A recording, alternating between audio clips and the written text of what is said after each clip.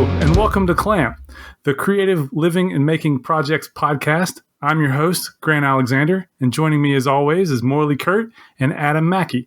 This week, I think we're going to talk about Imposter Syndrome. But first, we need an update on the Clamp Challenge. Morley? Thanks, Grant.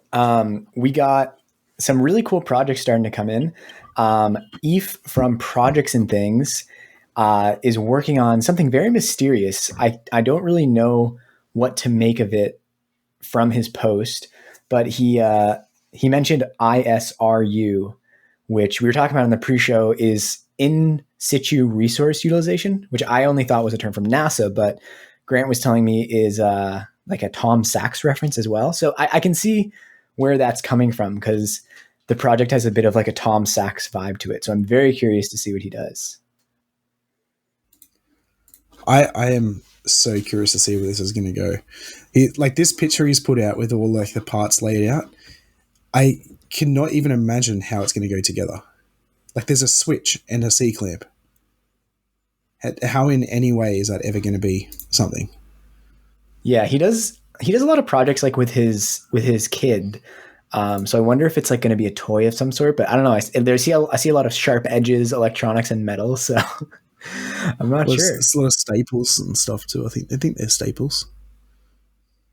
Yeah, brass. Yeah, it's cool though. I'm looking forward to it, Eve. The other one that I've been seeing posts about have been Colin from Juniper in Sixth. Is making this really cool. Do you know what that type of clamp is called? It's like a cam clamp, right? Cam clamp, sort of like work holding for like a CNC or something. It's very cool. I don't know if that. Have you seen that sort of design before? I've seen cam clamp device. Yeah, but very cool. I don't know if he's gonna iterate further on that. He said, I think the caption of his last post was final prototype, which to me sounds like a sort of oxymoron. So does that mean this is the final version or this is just the final prototype and then he's going to go on to make a final version? A final prototype? I don't think he said final prototype. He said, he said completed. First prototype. My bad. That's his project. I think he said he was going to make it out of oak or walnut or something. He made cardboard templates as he was putting it together. My bad. He can then use on. Yeah. Cool. Yeah. So we've got some exciting entries coming through.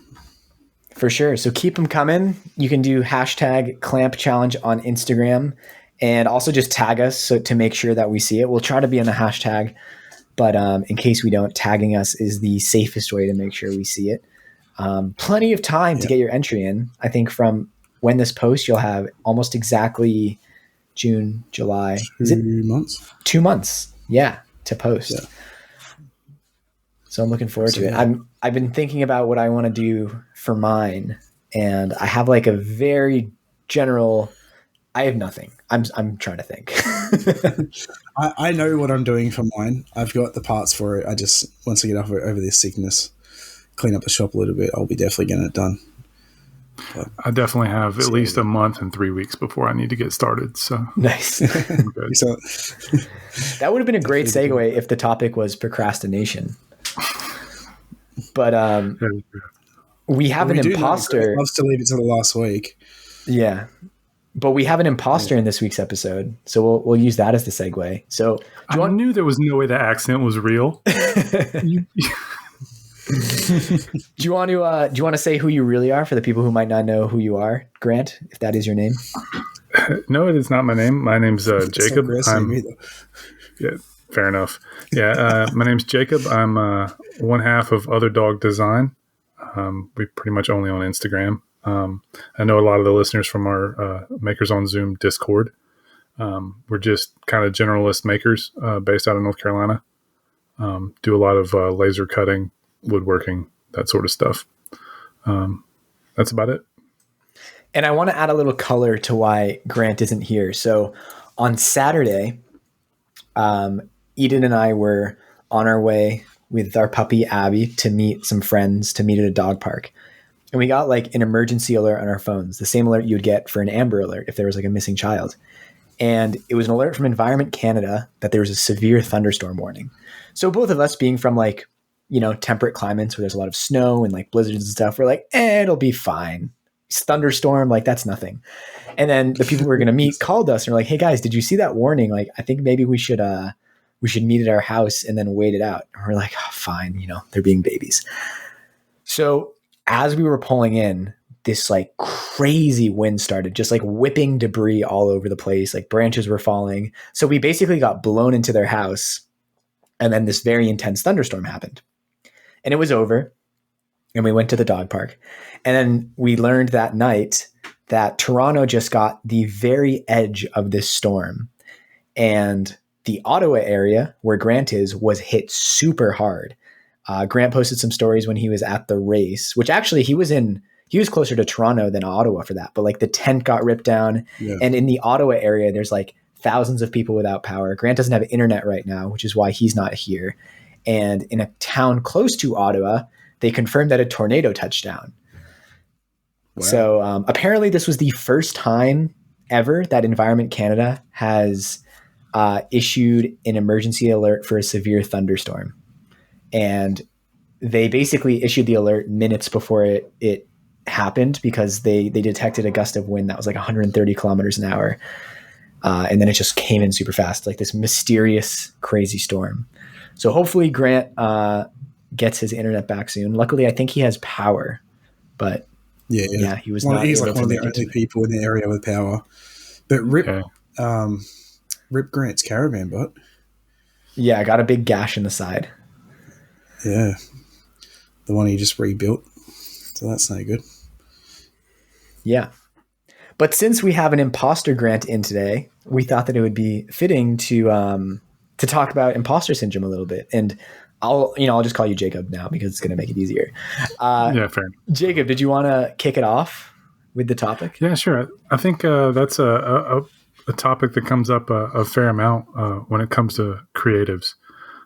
This idea of not being good enough, not, your stuff not being up to snuff, especially if you're trying to sell stuff. And then on top of that, being on Instagram and seeing, all the amazing stuff that other creators are putting out there, and comparing yourself to it, and you're comparing your every effort to their best and curated efforts.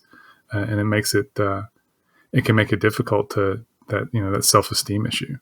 And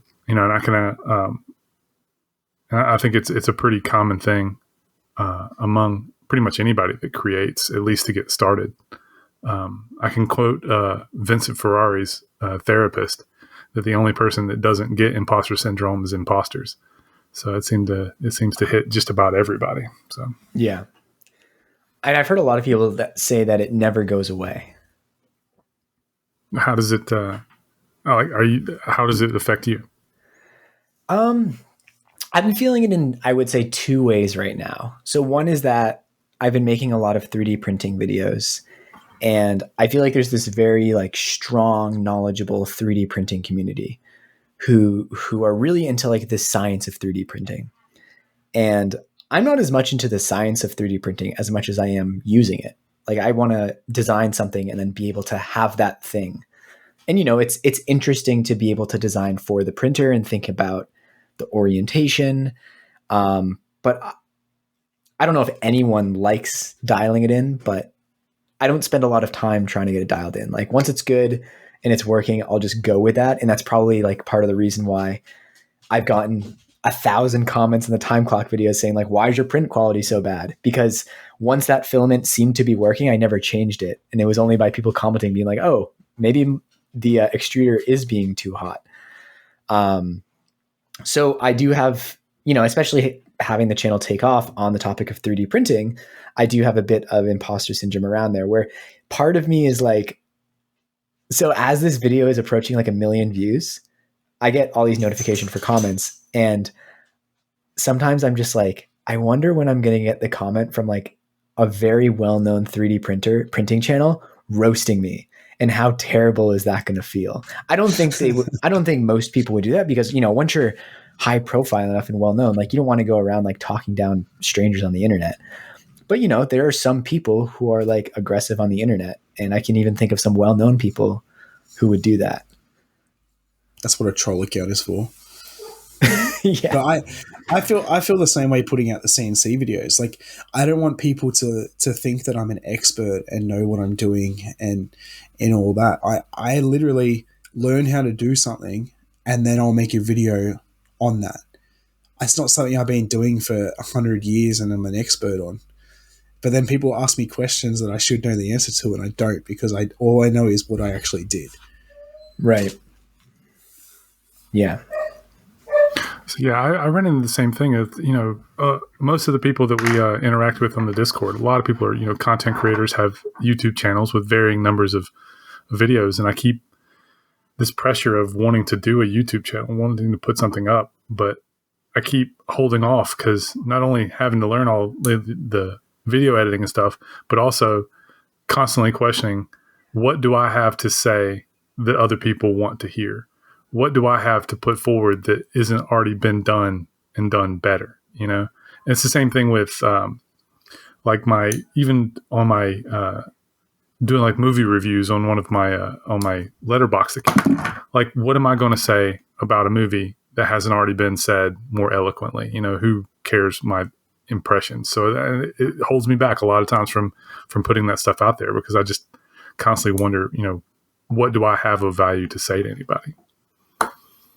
Well, I can tell you from talking to you a bunch that you do have valuable things to say. I am curious, like, so if you think about starting a YouTube channel, like, what is the most exciting part about it to you? Like, is there a certain video that you would really want to make? Or is it just this kind of like sense that it might be a good thing to do? For me, it's like, I really enjoy, skill building and picking up new things, and almost to the point where I never really, once I get the basics of anything, I'm on to the next thing. I'm a hobby collector. I'll do something just long enough to spend all the money on the tools and make one good project, and then I'm on to the next thing. So it's, I want to learn video editing and sound and, photography and this, that, and the other. So it's an excuse to learn a whole bunch of new skills. But I think the idea that I've had is kind of approach it from the complete amateur and have it, if I'm going to do 3D printing, start out at zero. This is my first 3D print, and then build and let the channel grow with me as I learn things, and take it from the point of view of somebody that doesn't know anything. And each new each new video would be the next new thing that I learn to develop my skills. That was my plan when I first started my channel. I think it still says it in my channel description, come learn woodworking with me as I learn it. But I never actually really got to that point of being okay, so I'm trying this for the first time and I'm trying this for the first time. I don't know. I think I just never really got into that sort of video creation in a way. But I think it's definitely a really good concept.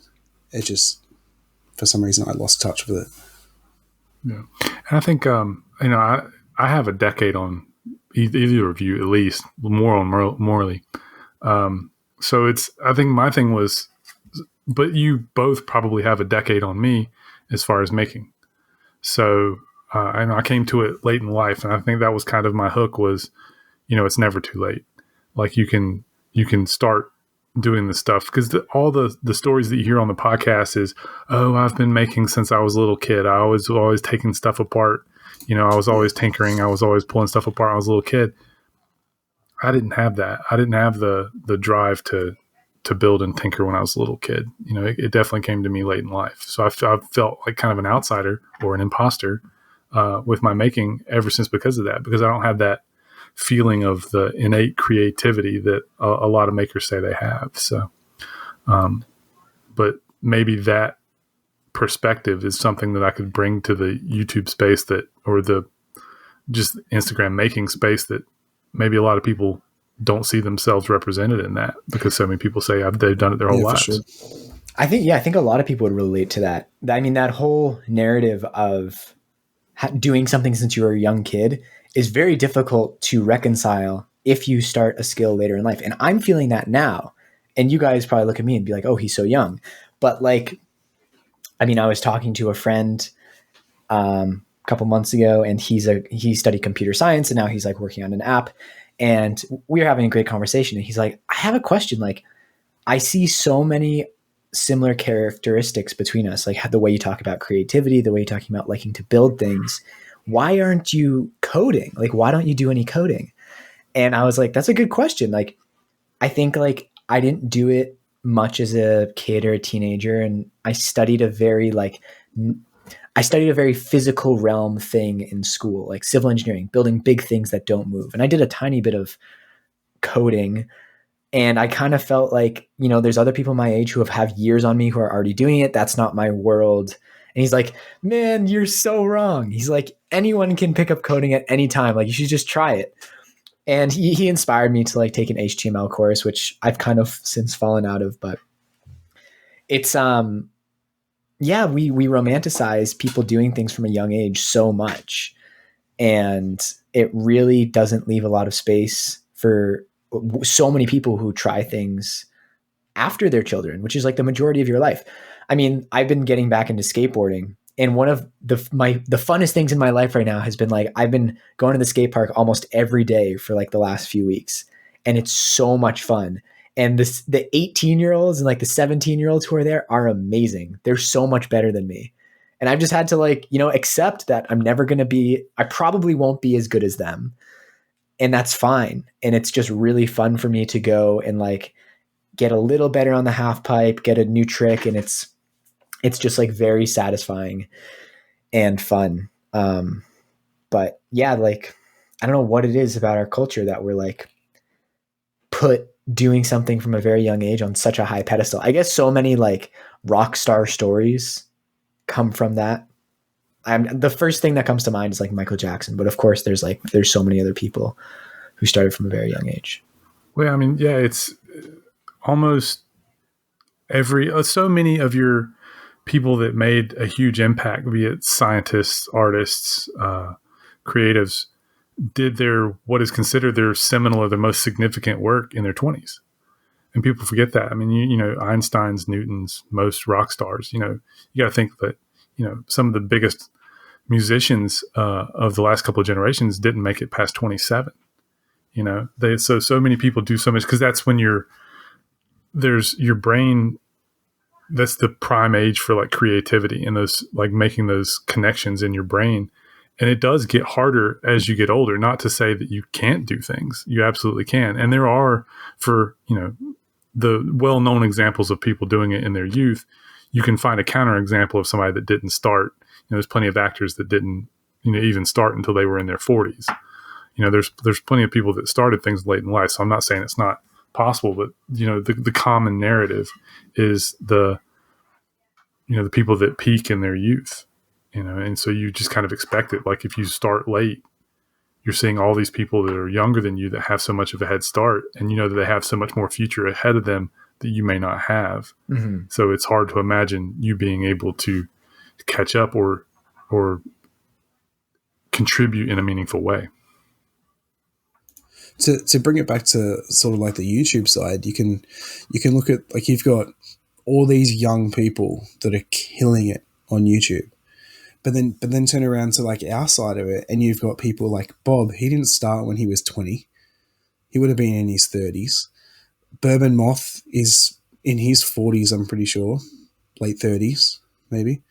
And he's just started a couple of years ago. Like, all these people are like a lot older than kids, and they're just starting. Like, even Bourbon Moth, for instance, if you go back and listen to his story, he pretty much started making like 10 years ago, like way past his 20s, so like all these, the YouTube side of it, I think it doesn't matter on age and stuff. People just, as long as you make good content and you have that, that pitch that get people interested, they're going to watch.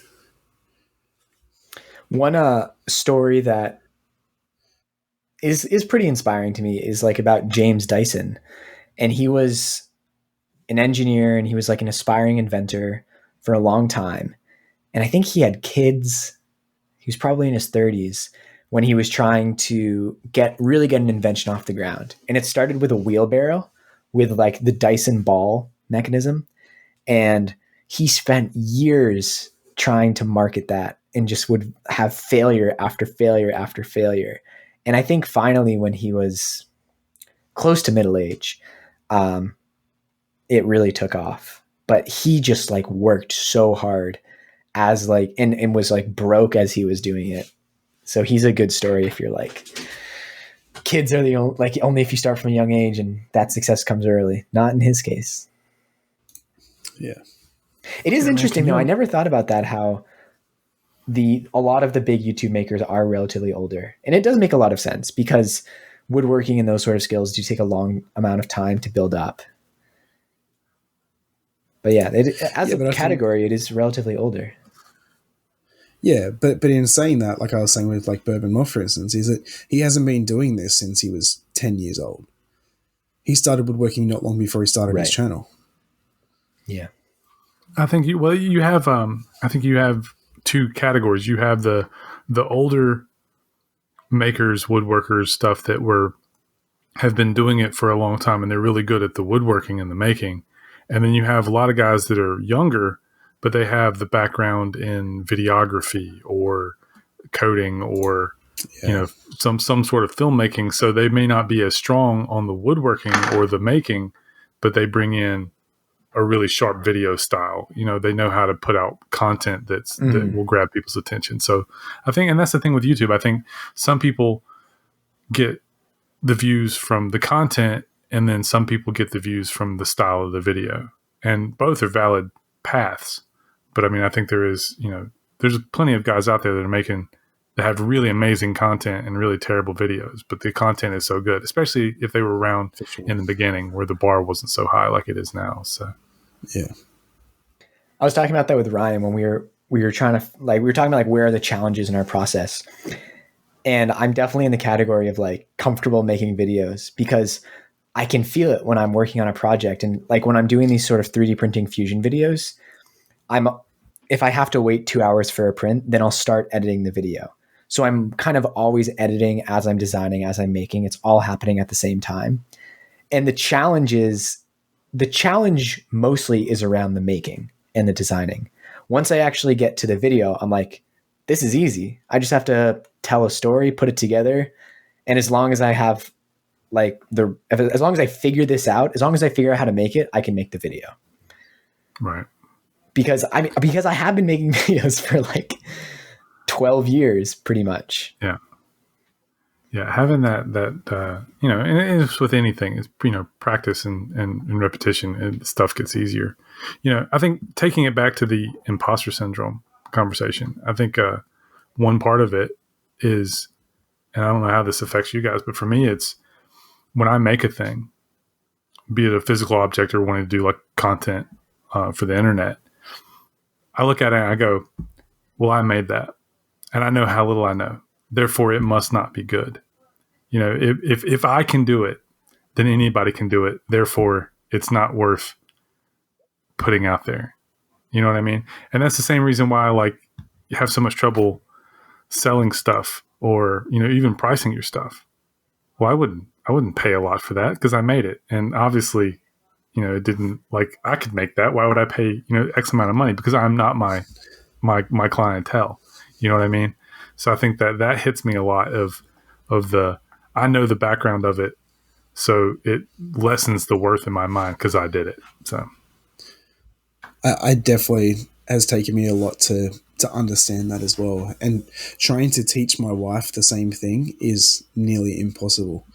This computer desk that I've been designing and will be making hopefully soon, honestly could probably sell it for like $10,000 to $15,000. But it's not going to cost me that much. It's probably going to cost me about $2,000 to $3,000 to actually finish making it. But my wife will be like, no, it costs you $2,000 to $3,000. You sell it for $2,000 to $3,000. She doesn't understand what things are worth. Wow. Well, I think one of the best ways that I found to overcome imposter syndrome has just being around other people who are very good and do know what they're worth. And I felt it both at the skate park. Like when I'm at the skate park with like a bunch of people, that's when I'm trying new tricks. And when I'm there by myself, it's just harder to get motivated. I don't know if you guys have felt this like working out or at the gym. Like when other people are around, it just makes me perform better. And I also felt it today at the Steam project because so in 3 weeks, I'm not going to be working there anymore. I'm just going to be focusing on making videos and my own business. And I'm starting to run out of things to do. So I was there and like around 3 p.m. I was like, hey, like I don't really have anything to do until the woodworking class starts. So I'm just going to clock out, work on my own stuff. And then like, let me know if you need me, but I'm going to be editing a video and then I'll be back at 5 to prep for the woodworking class.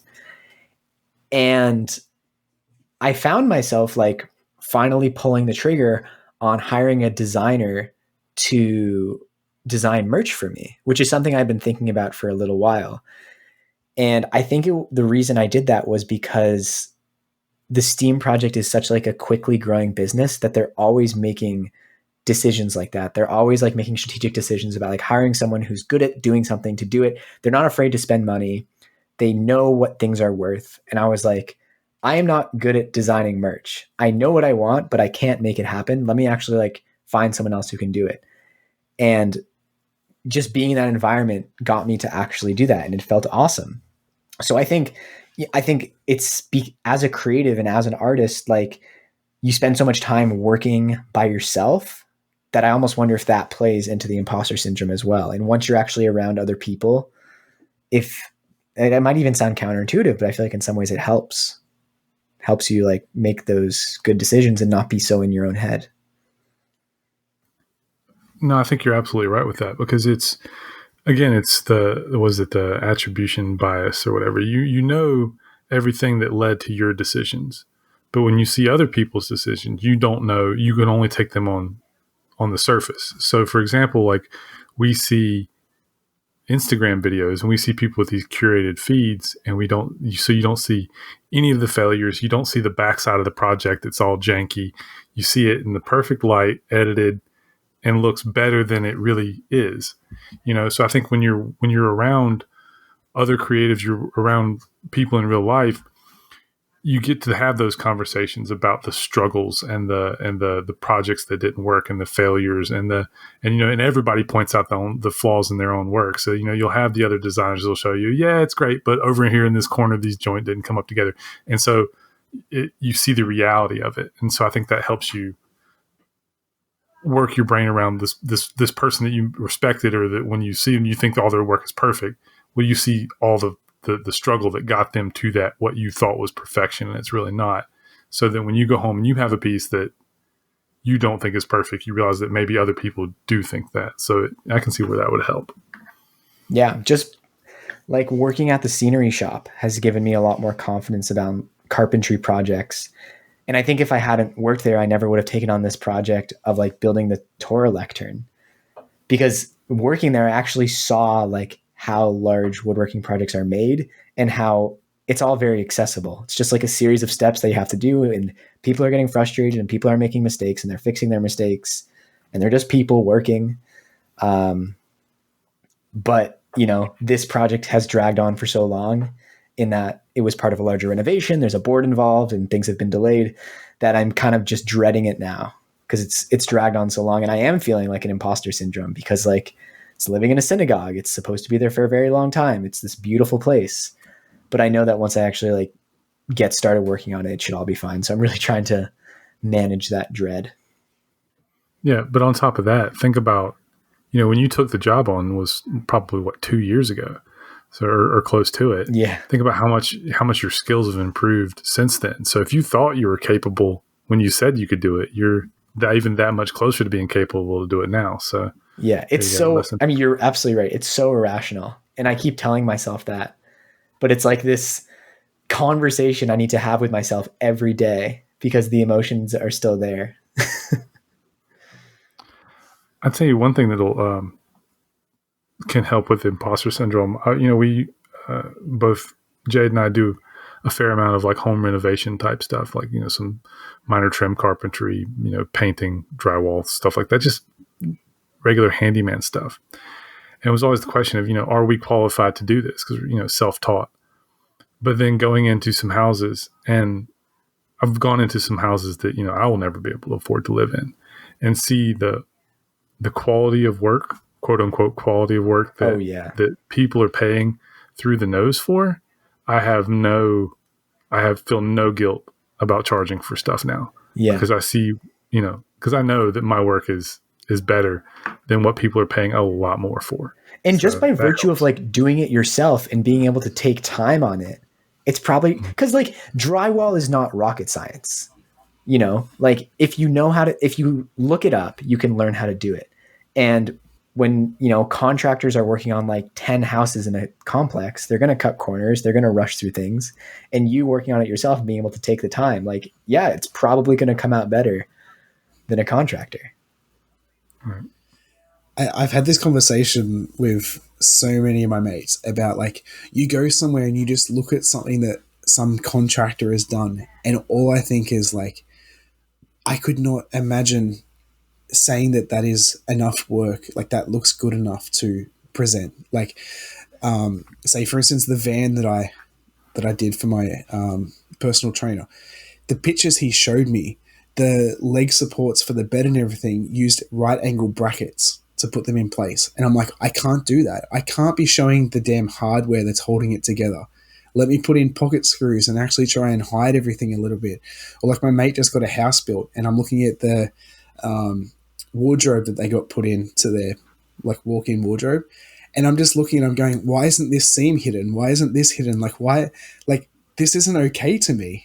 Like, this is like, that's what contractors do. But like, as like a maker, I can't let that stuff slide. Just the first thing I see is that little seam that should be hidden, but it's okay for them. I don't know. Yeah, I think this is where Ira Glass has the famous quote about the taste gap, and this idea that you have good taste, or for the instance of a maker, you make things, so you think about making things and how things are put together. So you see these things, but when you're starting out learning a new skill, a new craft, you have the eye for seeing how something's put together, but you don't have the tool belt, the skills, or just the coordination to be able to do it yourself. You know what I'm saying? You may not be, what a good woodworking project is, but you may not be good enough with the tools to get there. And it's the same thing with, I think some people just, and that's what's working on it, is you eventually get to the point where you can make stuff that's as good as you see it in your head. But even before that, you start out by seeing what all these tradies do that isn't as good as what you would expect yourself to do. Exactly, yeah. And I think some people just have that eye, they have the eye for what looks good, and some people just don't. So for every tradie that's out there doing drywall or trim that's just terrible, there's also the guy that's amazing at it. And not only is he amazing in doing good work, but he does good work stupid fast. And that's the guy you got to find and learn from. Yeah. Well, it's funny. So we have a thing here, like when you build a house, you probably have the same thing over there, but when you build a house, the house is complete, you moved in. You've got I think they have a month where they have to go around and they put a piece of blue painter's tape on any defects that they find. And like they put all these blue tape, put everything up. Like it's just like little things like the paint was the wrong color here. Like there's a door and two of the panels on the door are yellow instead of white because the paint they used, it was like oil based and the oil bled through or something like that. Anyway, and then I come over and I'm like, give me a roll, and walked around, and there was so much that they missed because people like, even like my mate is not a maker. He doesn't see all the tiny little things that I see. That was one of my first jobs when I was doing an internship for a construction company, is like, we called it a punch list. And so we were a drywall subcontractor, and I was going around to every room and just taking pictures, pointing at all the things that were wrong. And I probably I don't know if I pointed out too strictly or not strictly enough, but it took forever and it was super boring. I'm glad I'm not working there anymore. Yeah, my uncle, I shouldn't call him out like this, but he built a house years. This was 25 years ago, and it was one of the first big projects that he had overseen as a contractor. It was his own house, and he was all proud of it because he did the smooth drywall on the ceilings instead of textured. And generally that's a sign of quality because it's supposed to be finished to a level to make it look better. But he also is the kind of guy that will hire the cheapest drywall crew that he could get. So not only did he have smooth ceilings, you could see every single seam between every single piece of drywall in this massive house. And I didn't have the heart to tell him it looked terrible. No. But sounds like a McMansion. Yes, it was. And it was. That's the thing. You can't have the smooth. Like if you're going to have the smooth ceilings, you got to be able to back it up with the quality work of putting the drywall together, so you don't see the seams. Yeah. Interesting. Well, is there anything else you guys want to talk about around imposter syndrome before we move on to that was weird. Clampmendations. Only that you can know that it's a thing intellectually, but it doesn't stop you from feeling it. I absolutely know all the reasons for it, all the reasons why it's not true, all the reasons to prevent it, every mental trick that you can do to work your way around it. But I still feel it every time I try to price something, every time I try to quote something, and every time I try to post something. So, just part of the deal. Yeah, I think YouTube and podcasting and everything has proven, even the big people like Bob and Jimmy and that, they get it too.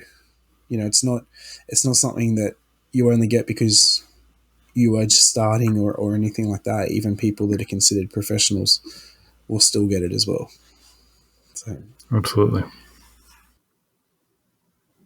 Yeah, that's encouraging to hear Jimmy talk about having fear of starting something. I mean, this is the guy that if you think of anybody that has the biggest set of skills would be him. Mm-hmm. And for him to say that, he's afraid to start a new project, it's kind of heartening, Yeah. Yeah.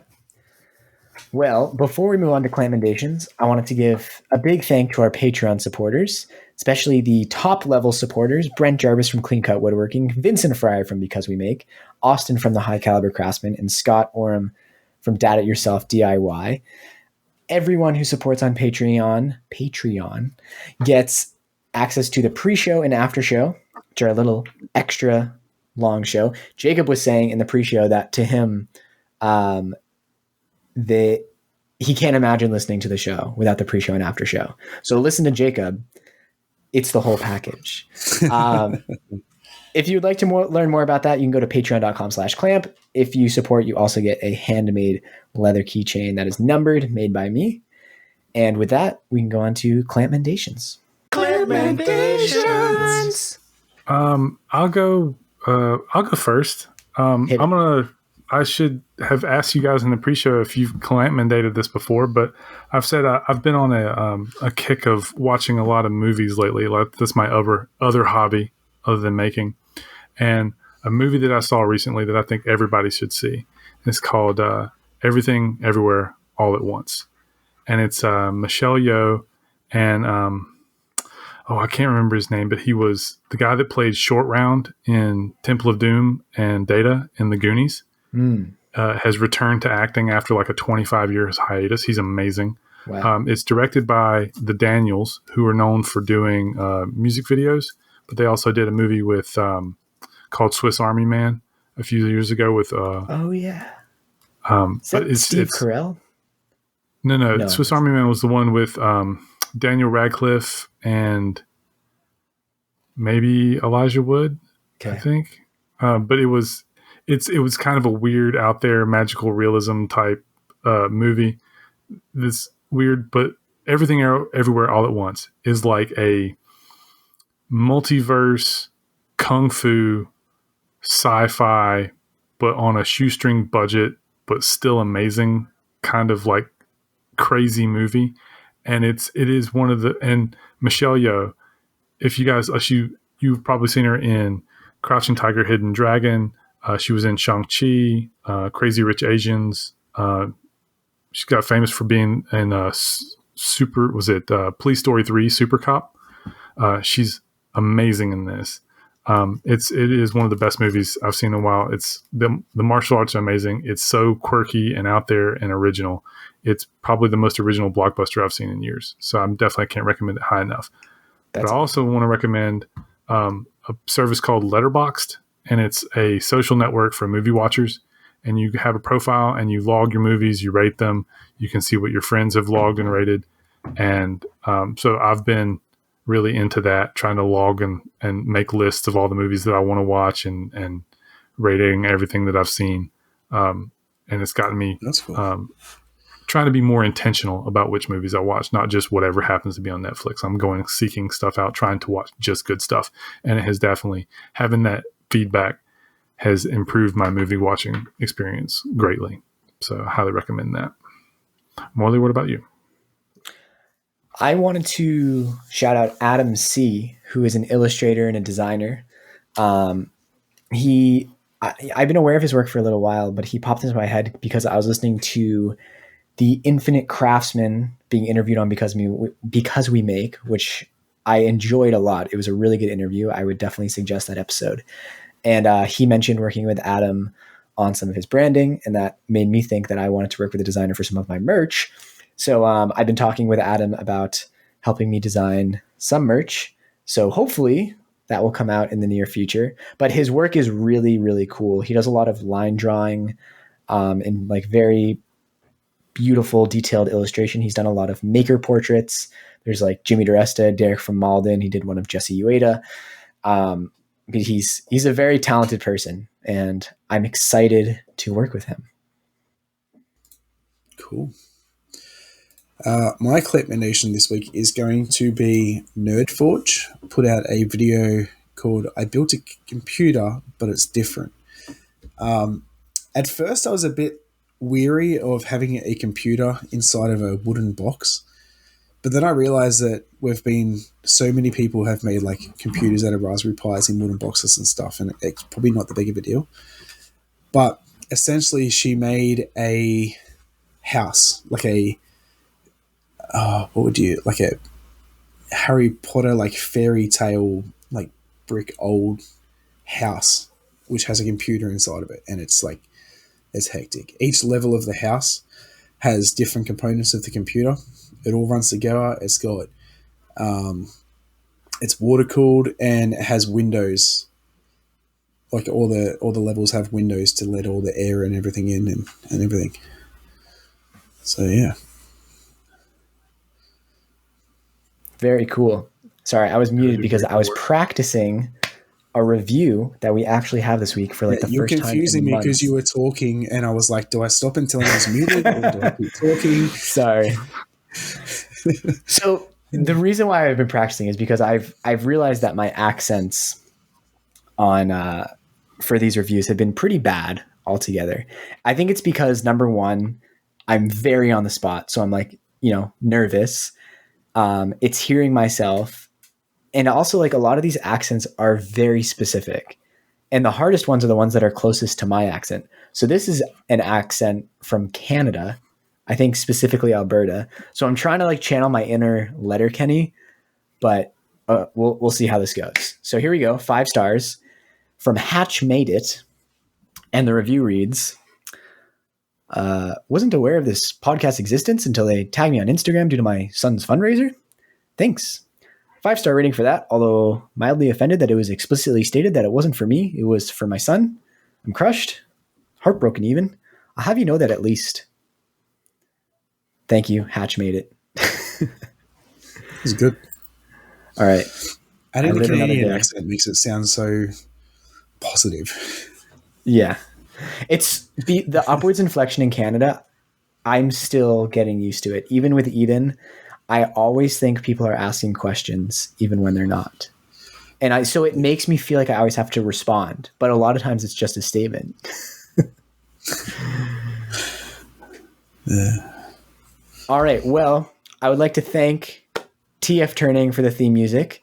Thank you, Jacob, for being our imposter of this episode. And do you want to let the people know where they could find your work, which I will say is very good. And I know that you feel imposter syndrome, but just believe me when I say that everything I've seen you make has been very impressive. I appreciate it. You can find us at Other Dog Design on Instagram. And currently that's pretty much it. So there you go. Awesome. Well, we'll go into the after show. I'm about to sneeze. See you next time. Bye. I'm going to mute. See ya. Bye.